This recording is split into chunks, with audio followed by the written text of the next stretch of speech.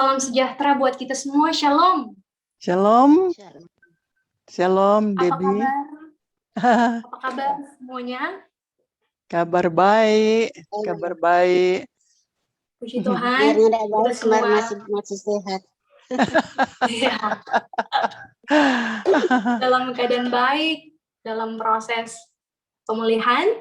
Ya, dan tentu senang sekali di malam hari ini kita boleh bersama lagi dalam pertemuan di channel YouTube Penjunan. Namun perlu diketahui kita pun di malam hari ini akan ada dalam sesi yang mungkin perlu saya sampaikan buat semua saudara-saudara pendengar. Di malam hari ini tim Penjunan akan memberikan pola yang baru dalam kita belajar firman Tuhan. Polanya seperti podcast. Jadi podcast ini hampir sama dengan kita mendengar radio, karena podcast adalah siaran non-streaming, sama seperti yang kita lakukan di saat ini. Namun yang berbeda antara podcast dan radio, kalau radio saat kita mendengarkan alurnya, ada berita, ada lagu, ada topik-topik tertentu yang dibahas, ada iklan, dan setelah itu semua alurnya telah selesai, tidak akan bisa diputar lagi, ya. Jadi bisa saja mungkin di channel YouTube yang lain atau channel radio yang lain itu akan terdengar, namun saat kita akan mendengarkan yang pertama itu tidak akan terulang lagi. Berbeda dengan podcast yang tim Penjunan lakukan di malam hari ini, dia sifatnya bisa diputar secara berulang-ulang dengan tujuan atau manfaat. Kita dapat menambah ilmu, mendapat wawasan, pengetahuan dan pemahaman yang baru dari pakar-pakar sesuai bidangnya masing-masing, dan karena itu kita semua akan ikuti sesi podcast di malam hari ini yang dilaksanakan tim Penjunan. Selamat malam semuanya, senang sekali di malam hari ini saya, Gaby Twege, dapat bersama-sama dengan semua narasumber yang sudah boleh hadir di forum Zoom di malam hari ini. Dan karena itu, kita akan mengundang untuk semua narasumber yang ada. Yang pertama, yang terkasih, Ibu Pendeta Dr. Ervin Sinche Abram, THM. Ya, Ibu boleh lambaikan tangan. Ya. Yang kedua, narasumber kita di malam hari ini, yang terkasih Ibu Pendeta Ros Bastian, Sarjana Teologi MSI. Ya, Ibu boleh lambaikan tangan. Tentu semuanya ada dalam keadaan yang sehat dan diberkati Tuhan. Oleh karena itu, di malam hari ini, saya, Gaby Twege, akan memandu jalannya proses. Kita akan belajar firman Tuhan melalui pola podcast yang sudah disiapkan tim Penjunan. Namun sebelum itu, kita akan satu dalam doa. Kita berdoa. Ya Tuhan Allah, Bapa di dalam nama Tuhan Yesus, yang selalu menaungi hidup kami dengan Roh Kudus-Mu, terima kasih buat kesempatan di malam hari ini, Engkau boleh anugerahkan kembali buat kami untuk bersama-sama belajar dan merenungkan firman Tuhan. Tolonglah kami, anugerahkan kami, kuasa Roh Kudus, hikmat-Mu bekerja buat kami semua, supaya kami dapat membaca, merenungkan, dan mengaplikasikan setiap firman Tuhan dalam kehidupan kami. Berfirmanlah kepada kami semua, sebagai narasumber, sebagai pendengar, dimanapun kami berada, dan hanya dalam nama Tuhan Yesuslah kami berdoa dan mengucap syukur kepadamu. Amin. Saudara-saudara yang terkasih di dalam Tuhan, kita akan membacakan bagian Alkitab yang akan menuntun kita di sepanjang minggu yang berjalan dalam Yehezkiel pasal 3 ayat 16 hingga ayatnya yang ke-21. Kita akan membacanya secara bersama-sama. Namun di bagian ini saya akan membacakan buat kita semua. Yehezkiel dipanggil menjadi penjaga Israel. Sesudah 7 hari, datanglah firman Tuhan kepadaku. Hai anak manusia, aku telah menetapkan engkau menjadi penjaga kaum Israel. bila mana engkau mendengarkan sesuatu firman daripadaku, peringatkanlah mereka atas namaku. Kalau aku berfirman kepada orang jahat, engkau pasti dihukum mati. Dan engkau tidak memperingatkan dia, atau tidak berkata apa-apa untuk memperingatkan orang jahat itu dari hidupnya yang jahat, supaya ia tetap hidup, orang jahat itu akan mati dalam kesalahannya, tetapi aku akan menuntut pertanggungjawab atas nyawanya daripadamu. Tetapi jikalau engkau memperingatkan orang jahat itu, dan ia tidak berbalik dari kejahatannya dan dari hidupnya yang jahat, ia akan mati dalam kesalahannya, tetapi engkau telah menyelamatkan nyawamu. Jikalau seorang yang benar berbalik dari kebenarannya dan ia berbuat curang, dan aku meletakkan batu sandungan di hadapannya, ia akan mati. Oleh karena engkau tidak memperingatkan dia, ia akan mati dalam dosanya, dan perbuatan-perbuatan kebenaran yang dikerjakannya tidak akan diingat-ingat, tetapi aku akan menuntut pertanggungan jawab atas nyawanya daripadamu. Tetapi jikalau engkau memperingatkan orang yang benar itu, supaya ia jangan berbuat dosa, dan memang tidak berbuat dosa, ia akan tetap hidup, sebab ia mau menerima peringatan, dan engkau telah menyelamatkan nyawamu. Demikianlah pembacaan firman Tuhan di malam hari ini. Baiklah, saudara-saudara pendengar yang terkasih di dalam Tuhan, kita akan masuk pada sesi narasumber akan memaparkan ide ataupun pokok-pokok tertentu. Ya, silakan. Yang pertama buat Ibu Pendeta Since Ervin Abra. Untuk waktu dan ruang di saat ini kami silakan. Ya, terima kasih moderator yang sudah membuka diskusi kita di malam hari ini. Ya, saya berbahagia sekali malam ini karena boleh menyampaikan firman Tuhan yang akan menjadi perenungan sepanjang minggu depan, ya, sepanjang minggu depan dari Yehezkiel pasal 3 ayat 16 sampai dengan ayat 31 yang sudah dibacakan oleh Debbie tadi. Nah, pertama-tama tentang saya ingin menjelaskan dulu tentang Yehezkiel. Jadi Yehezkiel adalah salah seorang dari 3 nabi yang disebut nabi besar, ya, di samping Yesaya dan Yeremia. Mereka disebut nabi besar karena pemberitaan yang ditulis atau yang ada di dalam buku mereka itu lebih luas dari 12 nabi yang lain, yaitu nabi-nabi yang disebut nabi-nabi kecil. Nah, Yehezkiel ini adalah anak dari Busi, keturunan imam. Jadi kita bisa membayangkan bahwa Yehezkiel ini pasti sudah belajar tentang hal-hal yang berhubungan dengan peribadatan, dan ini merupakan persiapan yang baik untuk menjadi hamba Tuhan nantinya.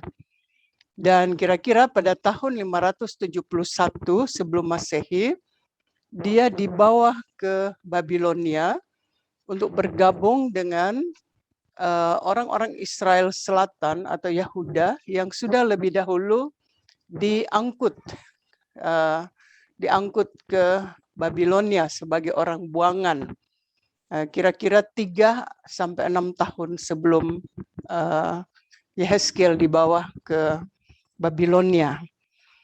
Dan sesudah 5 tahun Yehezkiel berada di Babilonia, maka dia dipanggil oleh Tuhan untuk menjadi pelayannya, dan itu yang ada di dalam perikop kita malam hari ini, yaitu Yehezkiel 3 ayat 16 sampai 31.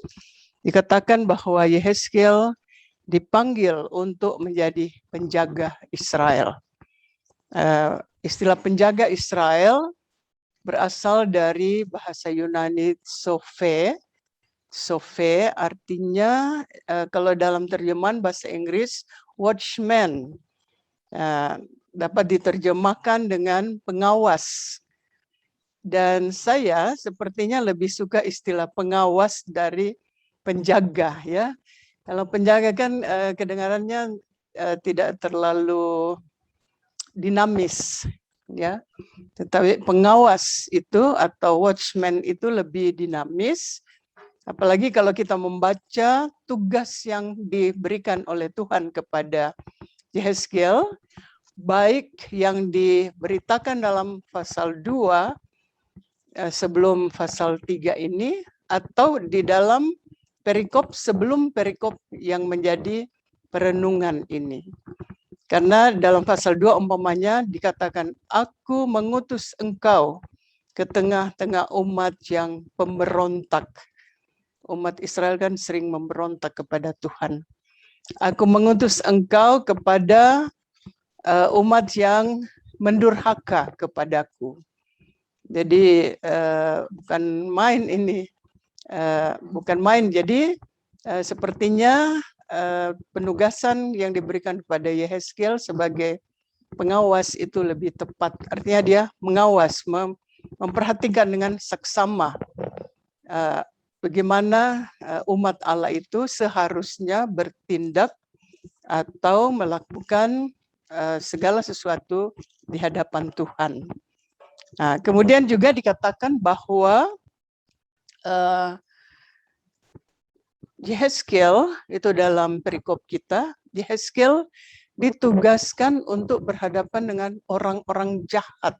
Ya, dikatakan, kalau engkau menghadapi orang jahat, maka engkau harus perhatikan baik-baik. Ya, tapi yang menarik juga dalam perikop ini ialah Yehezkiel dinasihati, jangan jadi jahat seperti mereka. Ini jangan jadi jahat. Sebab bayangkan kalau umat sudah jahat dan yang pemimpinnya juga jahat, bagaimana itu akan terjadi, ya? Ya, padahal yang diharapkan ialah supaya pemimpinnya dapat menjadi teladan bagi umat yang dipercayakan kepadanya. Jadi sebab itu harus menjadi lebih baik daripada umat yang dipercayakan. Sebab itu pada bagian-bagian yang umpamanya pada ayat 12, dikatakan bahwa maka roh itu mengangkat aku. Ya, jadi Tuhan memanggil Yehezkiel bukan tanpa jaminan, bukan tanpa kekuatan, tetapi ada roh yang bekerja, menguatkan dia, mengangkat dia, sehingga dia akan dapat melaksanakan tugas yang dipercayakan kepadanya. Jadi kita melihat di dalam perikop ini tidak gampang, ya, tidak gampang untuk melaksanakan tugas sebagai seorang hamba yang dipercayakan, karena medan yang dihadapinya, ya, dalam konteks Yehezkiel itu dapat dikatakan medan yang tidak mudah. Medan tidak mudah, bukan zona nyaman, ya, bukan zona nyaman yang dihadapi, sehingga dia harus diperingatkan oleh Tuhan, harus mempersiapkan diri dengan baik, dan terutama dilengkapi oleh roh, sehingga roh itu mengangkat dan kemudian dia dapat menemui orang-orang buangan yang tinggal di tepi sungai Kebar di Tel Abib itu, untuk bersama-sama memikirkan bagaimana pekerjaan itu selanjutnya. Dan saya kira perikop ini merupakan perikop yang dapat mempersiapkan jemaat-jemaat Gemim di masa-masa mempersiapkan diri untuk memilih para pelayan Tuhan. Ya. Pelayan Tuhan. Pertama, mengingatkan bahwa Tuhan sendiri yang memilih orang-orangnya. Tuhan sendiri yang memilih hamba-hambanya. Dan kemudian jemaat melalui roh Tuhan memilih para pelayan itu. Dan kemudian mengingatkan, saya kira perikop ini mengingatkan bahwa ya tidak gampang medan yang dihadapi, ya tidak gampang. Walaupun di jemaat kita sendiri, tapi kadang-kadang selalu ada orang yang ya tidak mau mendengar atau yang selalu mencari-cari mencari-cari jalan supaya ya selalu ada masalah, ya. Kadang-kadang dalam jemaat ada orang yang selalu negative thinking, ya. Ya, apapun yang dilakukan oleh orang lain selalu dilihat negatif. Sehingga para pelayan kadang-kadang kewalahan menghadapi. Nah, itu sebabnya proses-proses yang dilakukan untuk pemilihan merupakan tahap-tahap persiapan supaya mereka yang dipilih yang akan melaksanakan tugas itu dapat mengerjakannya dengan sebaik-baiknya. Dan Yehezkiel, seperti Yehezkiel sudah dipersiapkan oleh Tuhan, demikian pun para pelayan di masa kini juga diharapkan mempersiapkan diri dan dipersiapkan oleh Roh Tuhan sendiri. Ya. Mungkin itu dulu, kalau ini nanti sebentar, ya. Terima kasih untuk kesempatan ini, moderator. Ya, terima kasih untuk pemaparan pokok kurang lebih dalam waktu yang sudah disediakan. Terima kasih buat Ibu Pendeta Sinca Abram. Dan selanjutnya kita masuk dalam sesi pembahasan dari narasumber juga yang terkasih Ibu Pendeta Ros Bastian. Ya, kami silakan Bu.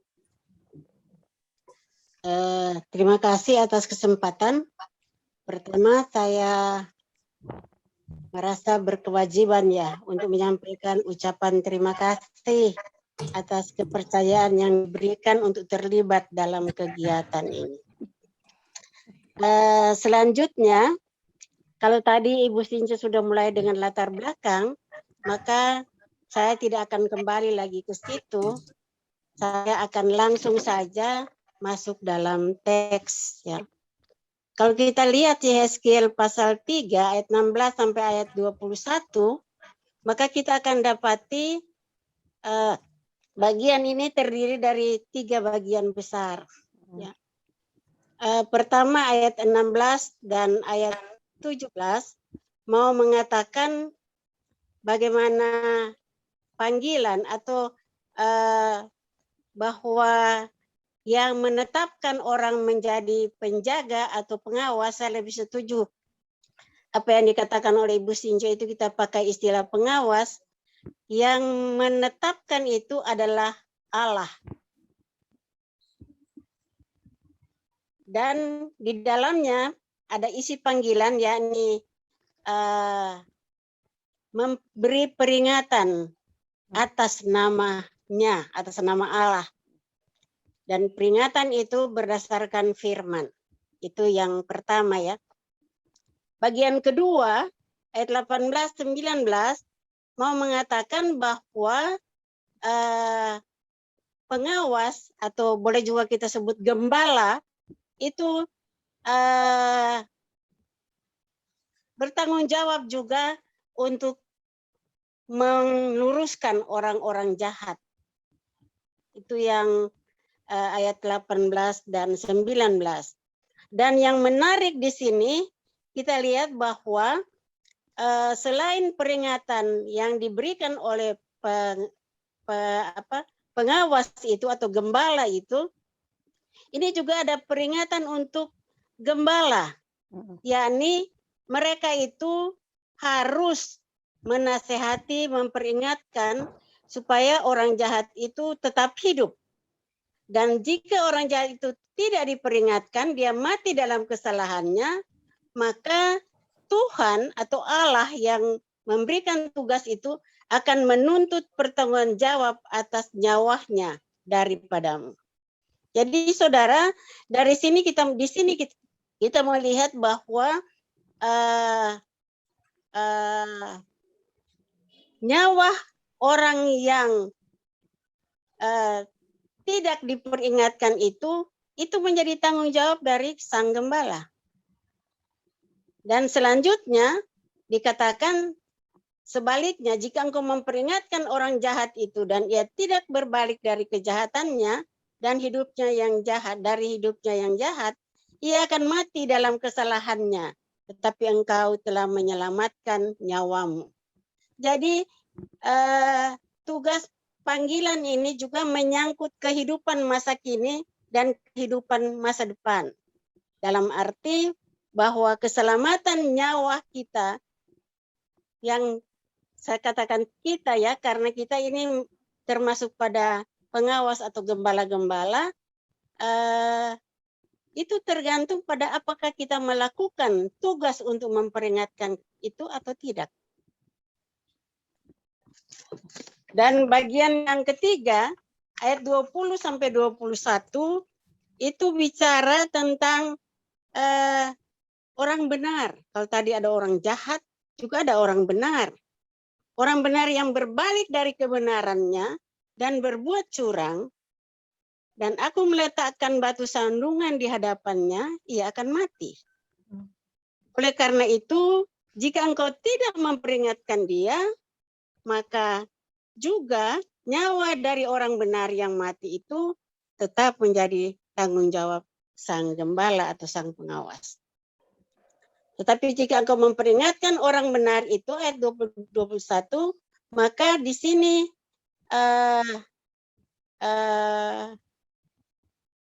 dikatakan bahwa dengan cara memperingatkan orang benar untuk supaya tetap berbuat benar dan tidak berbuat dosa, maka itu juga nyawa dari sang pengawas atau sang gembala juga diselamatkan. Nah, saudara, menarik sekali memang bagian ini. Dan ada beberapa hal dari sini yang saya juga mau tambahkan, ialah bahwa pertama, seorang pengawas harus berani dan harus sadar bahwa berada dalam resiko. Mungkin orang yang kita gembalakan atasan kita. Dan saudara harus ingat bahwa bila kita tidak menegur, maka nyawa kita juga, nyawanya yang mati dalam kesalahannya menjadi tanggung jawab kita. Jadi itu sebab saya katakan bahwa seorang pengawas harus berani. Berani karena panggilan itu adalah panggilan dari dia. Panggilan dari sang pemberi tugas. Seperti apa dikatakan oleh Ibu Sinca, bahwa panggilan itu adalah panggilan dari sang pemberi tugas, dari Allah sendiri, sang gembala agung. Dan dari bagian ini saya juga mau mengingatkan kita sekalian bahwa sebagai pengawas, ya, sebagai pengawas, orang yang dipanggil Allah untuk menjadi pengawas, dia tidak boleh memilih bahwa itu orang jahat atau itu orang benar, tapi semua berada dalam tanggung jawab sang pengawas. Karena itu dikatakan bahwa baik untuk orang benar ayat 18 maupun untuk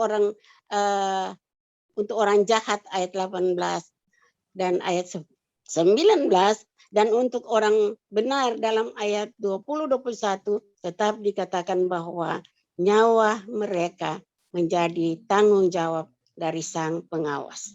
Saya kira itulah yang dapat saya sampaikan pada kesempatan yang berbahagia ini. Mungkin kita akan kembangkan dalam diskusi sebentar. Terima kasih, moderator.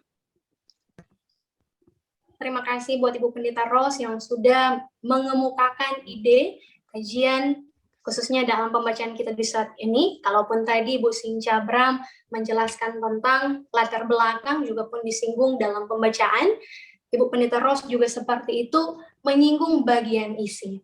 Nah, kalaupun tadi diberikan sesi bagi setiap narasumber untuk mengemukakan kajian ide ataupun pemahaman, saya punya pertanyaan buat setiap narasumber.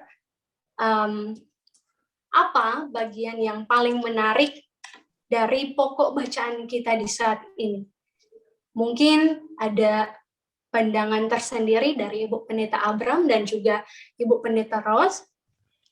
Pokok apa yang paling menarik dalam sesi dalam pembacaan kita di Yeskiel pasal 3 ayat 16 sampai 21? Iya. Boleh yang pertama Ibu Pendeta Sinca Abram. Oke. Ya, karena paling senior ya. Ya, sebelum saya menjawab pertanyaan dari moderator, saya mau memberi apresiasi kepada Ibu Ros, ya, yang saya menelpon beliau. Jadi walaupun sementara terbaring di tempat tidur karena beberapa waktu lalu mengalami kecelakaan, tapi bersedia dan ternyata pengetahuan PL-nya masih ada di memori yang paling dalam. peninggalan Pendeta Runia itu, Ya. Pendeta Syur. Luar biasa itu pendeta dosen kita itu, Pendeta Runia. Nah, jadi kalau ditanya apa yang paling menarik, ya saya kira menurut saya yang paling menarik dari pembacaan ini ialah bahwa tugas seorang pengawas, dan tadi Ibu Ros bilang bisa juga dikatakan gembala, itu ternyata adalah tugas yang ya sering kita katakan tugas mulia, tetapi penuh dengan tanggung jawab. Penuh dengan tanggung jawab. Jadi itu yang saya lihat, penuh tanggung jawab. Jadi kalau sekali kita dipanggil oleh Tuhan untuk menjadi apakah pelayannya, pengawas, atau menjadi gembala di tengah-tengah umat, maka itu tidak boleh main-main. Tidak bisa main-main lagi. Sekali menerima tugas untuk menjadi pengawas, pelayan atau gembala, itu harus melakukannya dengan sebaik-baiknya. Itu yang saya lihat menarik ya, dan menjadi catatan emas di sini bahwa perlu sekali memperhatikan itu ya. Karena kadang-kadang ya manusia memang tidak luput dari kelemahan.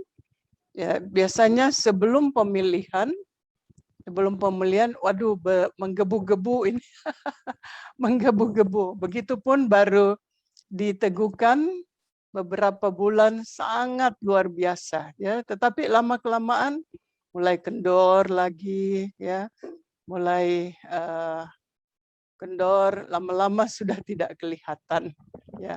Tapi pembacaan ini mengingatkan bahwa sekali Allah memanggil, nah panggilannya itu harus dilaksanakan dengan sebaik-baiknya dan dengan penuh tanggung jawab.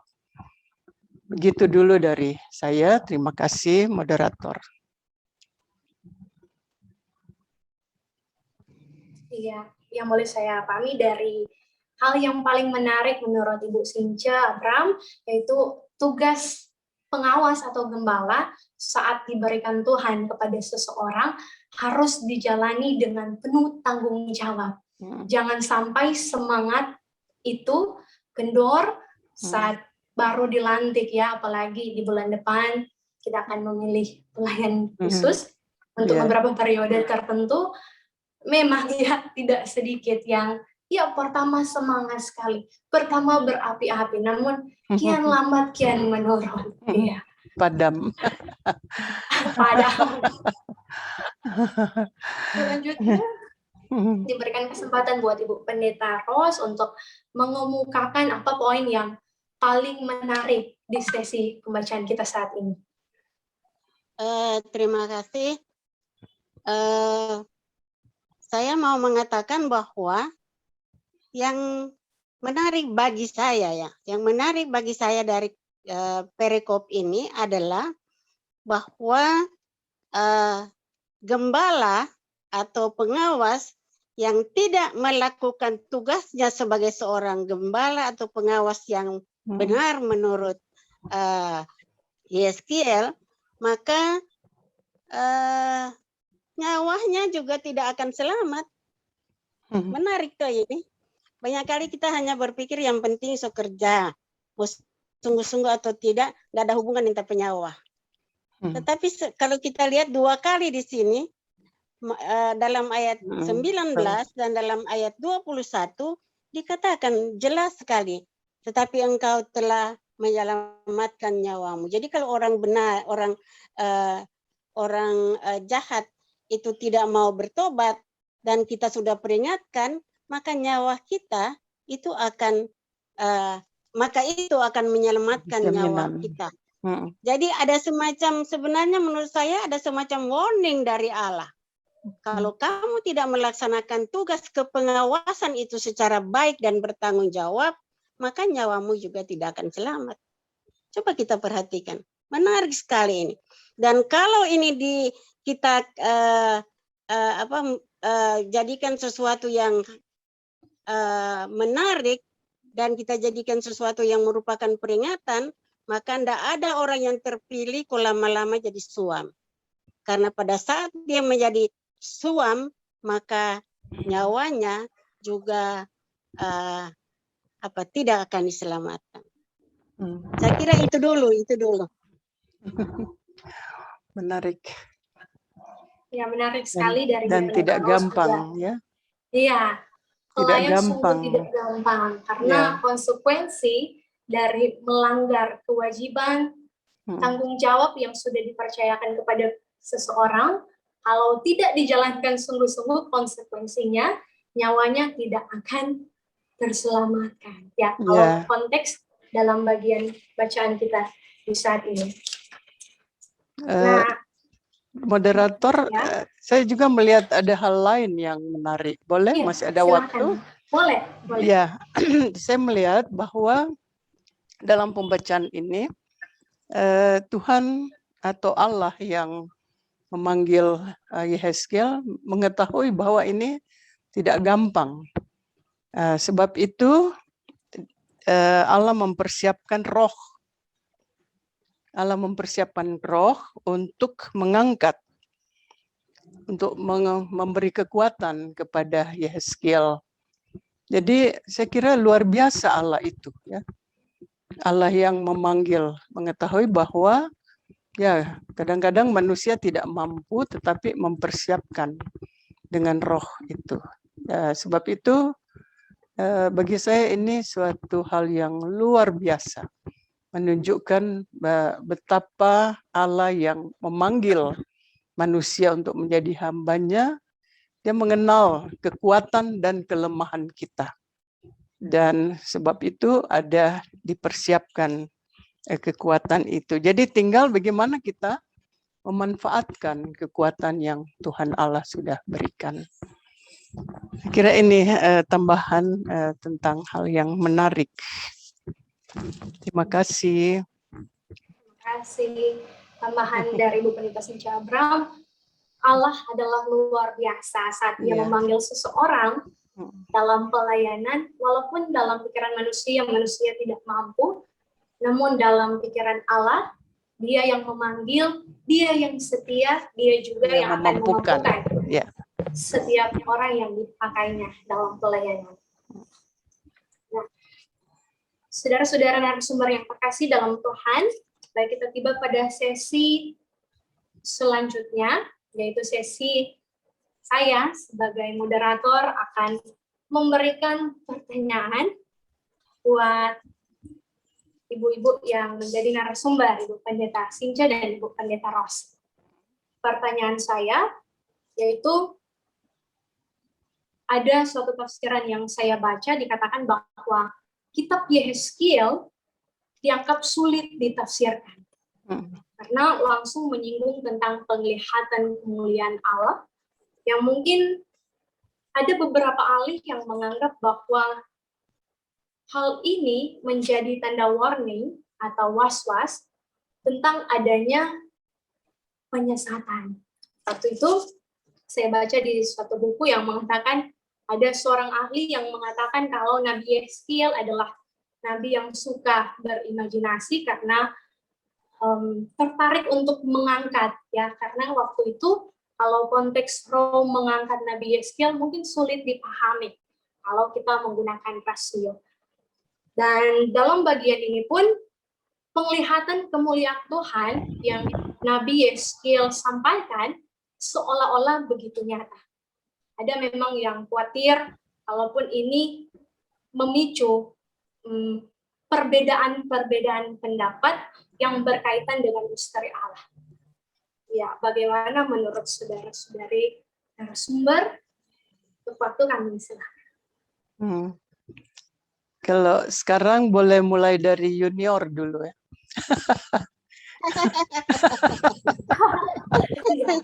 Saya bergantian senior dengan junior.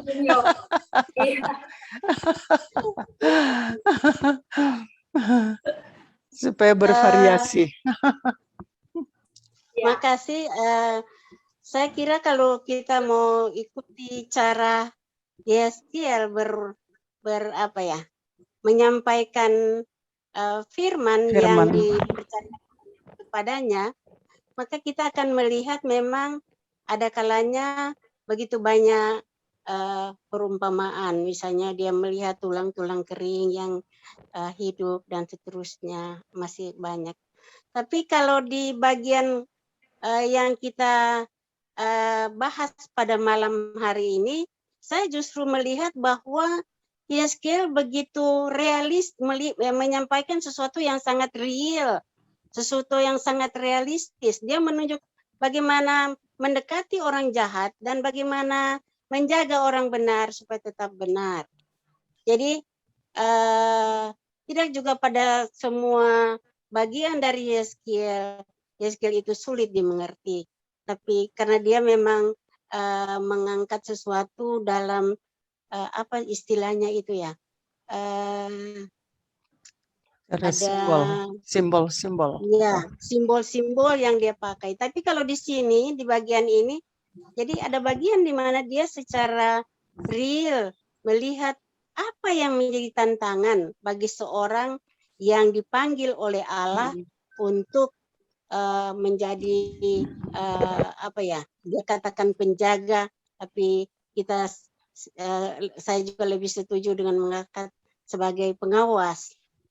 Jadi saya kira di sini kita melihat bagaimana Yeskiel benar-benar berada dalam lingkungan lokus di mana dia berada, dan dia benar-benar melihat lokus itu sebagai tantangan nyata yang harus dihadapi oleh setiap pengawas dimanapun berada. Jadi pengawas yang dipanggil oleh Allah, dan seperti yang dikatakan tadi, Allah memberikan roh, memang benar kan panggilan itu memang dari Dia. Karena itu juga di bagian ini dikatakan kalau aku menyampaikan firman-Ku beberapa kali kan. Jadi saya kira itu. Ya. Terima kasih untuk tanggapan dari Bu Pendeta Ros. Apakah ada tanggapan lain dari Bu Pendeta Since dalam sesi ini? Ya, terima kasih. Jadi memang ya para ahli mengatakan ada termasuk sulit menafsir, walaupun tadi Ibu Pendeta Ros katakan ada bagian-bagian tertentu seperti perikop kita. Perikop minggu ini memang langsung jelas apa yang sebenarnya dimaksudkan. Tapi kalau kita membaca bagian-bagian lain, itu sebenarnya terjadi campurannya antara penglihatan, kenyataan, ya terjadi campuran. Seperti Yeskiel 37 umpamanya, apakah itu penglihatan atau kenyataan tulang-tulang kering itu ditumbuhi daging kembali, kemudian akhirnya menjadi manusia. Nah, itu memang menimbulkan kesulitan dalam penafsiran. Tapi kalau kita membaca dengan teliti, maka kita akan melihat ya, kemudian roh membawa saya kepada, ya berarti itu adalah suatu penglihatan. Atau roh membawa Yeskiel ke hubungan bait Allah, ya. Padahal bait Allah kan sudah rusak waktu itu. tapi dikatakan roh membawa saya. Ya, itu adalah penglihatan, tetapi yang menunjuk ke masa depan. Sebab itu kitab Yehezkiel juga berbicara tentang tema pemulihan, tema pemulihan. Jadi memang untuk penafsiran memang kadang-kadang ada kesulitan, atau karena gaya pemberitaan tadi sudah disentil oleh Pendeta Ros, gaya Yehezkiel berbeda dengan gaya Yesaya dan Yeremia atau nabi-nabi kecil, karena dia lebih banyak menggunakan simbol. Umpamanya berbaring sebelah kiri selama 390 hari, berbaring sebelah kanan 40 hari, untuk menjelaskan tentang hukuman yang diterima oleh Israel Utara dan Yahuda. Atau ketika istrinya meninggal, dia tidak boleh menangis. Itu kasihan sekali. Tapi dilarang untuk menangis supaya menjelaskan tentang Allah yang tidak akan menangisi umat yang dihukum karena sudah keterlaluan dosa-dosa yang mereka lakukan. Jadi itu kadang-kadang menimbulkan kesulitan dalam penafsiran. Jadi ada penafsir yang mengatakan, wah Yehezkiel ini kok nyentrik karena gayanya. Makanya untuk menafsir kitab Yehezkiel memang harus hati-hati ya, menggunakan metode apa yang dilakukan, metode historis atau metode naratif dan sebagainya, atau metode feminis ya. Itu pasti akan sangat menarik. Ya. Itu dulu, Debbie. Iya, jadi memang kalau kita ingin membahas atau menafsirkan kitab Yehezkiel sendiri, karena jujur dengan saya di momen kali ini merasa gugup, merasa grogi bersama dengan iya. Gugup ini sama jujur siapa karena ini? Gugup sama siapa? bersama dengan ibu-ibu pendeta yang luar biasa, ahli-ahli dalam perjanjian lama, mengajar hermeneutik perjanjian lama, juga poin bahasa Ibrani pada mahasiswa-mahasiswi teologi. Jadi pada kesempatan ini bersanding dengan dosen, guru terbaik adalah hal yang luar biasa buat saya pribadi, karena khususnya kalau belajar kitab Yehezkiel ini, ada juga sumber yang saya baca, kalau belum 30 tahun, lebih baik jangan dulu membahas atau membaca karena sulit sekali dimengerti. Namun dengan hal-hal yang sudah disampaikan narasumber kita, Pendeta Ros dan Pendeta Sinca di saat ini, sungguh membantu menambah wawasan, karena ada yang diungkapkan sebagai penglihatan, ada yang diungkapkan sebagai penyataan simbol-simbol, ataupun hal-hal yang ditulis Nabi Yehezkiel pada saat itu harus kita tafsirkan dengan berbagai metode yang cocok. Ya. Nah, menarik sekali juga mengingat waktu, tetapi saya punya pertanyaan yang sebenarnya menggugah untuk bertanya, karena kalau tadi disinggung bagian sebelum pembacaan ini, yaitu pada perikop 2, yang berbicara tentang panggilan Yehezkiel. Namun saya ingin bertanya di bagian perikop setelah ayat 16 sampai 21. Bagian yang boleh pendengar di Jemaat lihat saat kita membaca firman, di perikop setelahnya dikatakan Yehezkiel menjadi bisu. Sulit bagi kita untuk memahami mengapa pada saat itu Yehezkiel diberikan mandat, diberikan tanggung jawab dan kepercayaan dari Allah. Betul. Namun di bagian ayat 24 sampai 27 dikatakan, pergilah pulang, kurunglah dirimu di dalam rumahmu, dan lidahmu melekat pada dinding-dinding langit-langit. Itu yang dikatakan kepada Yehezkiel. Menurut saya ayat-ayat ini sulit dipahami, karena mengapa Yehezkiel disuruh mengurung diri, Yehezkiel menjadi bisu, setelah Yeskiel diberi tugas untuk menjadi penjaga atau gembala atau pengawas.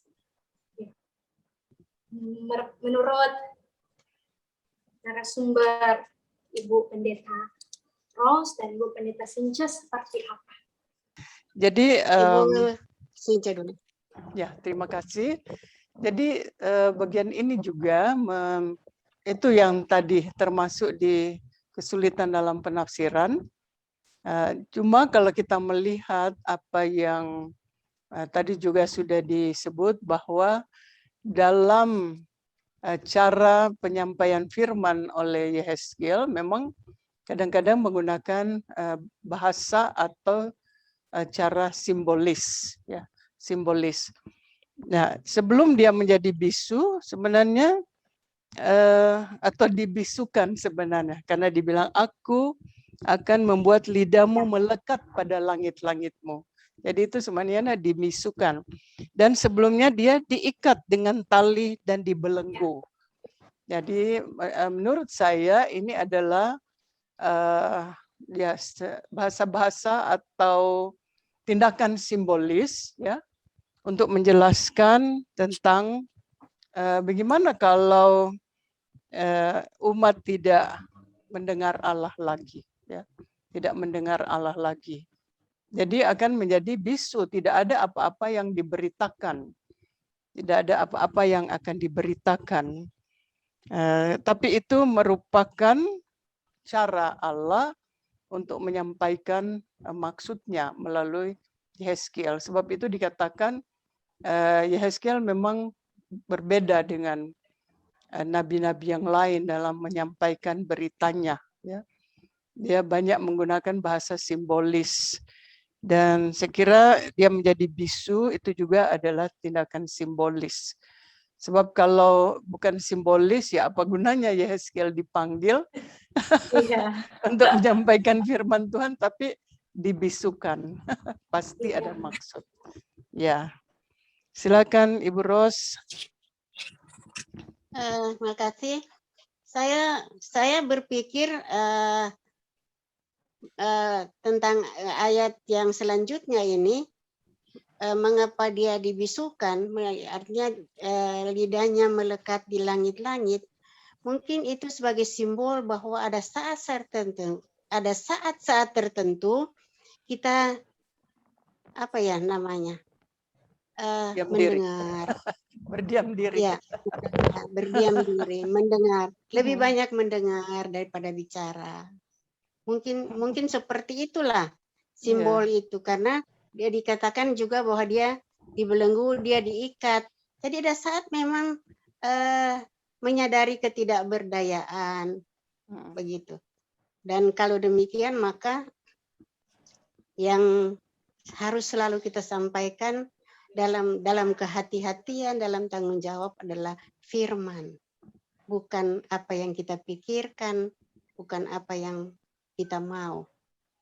Saya kira itu simbol dari dia dibisukan dan dia diikat. Makasih.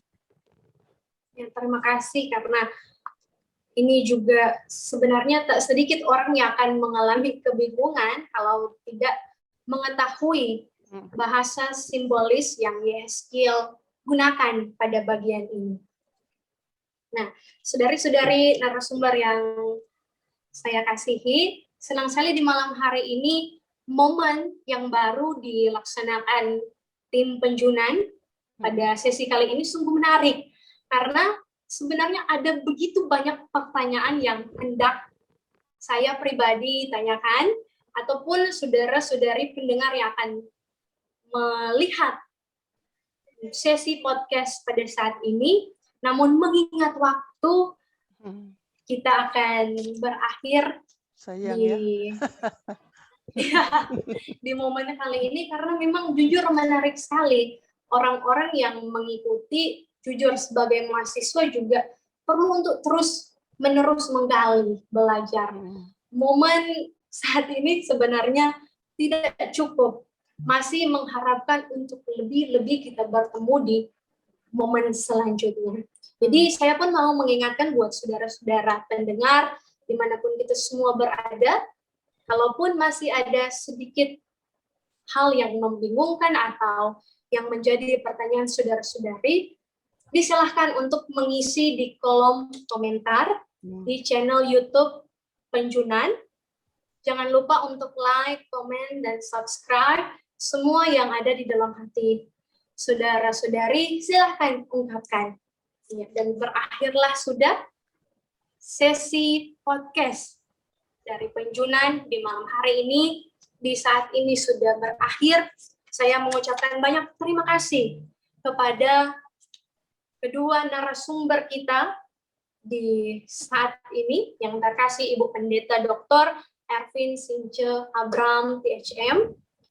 Begitupun dengan terima kasih buat Ibu Pendeta narasumber, Ibu Pendeta Ros Bastian, STH MSI, yang sudah boleh meluangkan waktu untuk kami di malam hari ini, karena luar biasa sekali, walaupun dalam keadaan pemulihan mengalami kecelakaan, hal yang tidak mungkin disukai semua orang, namun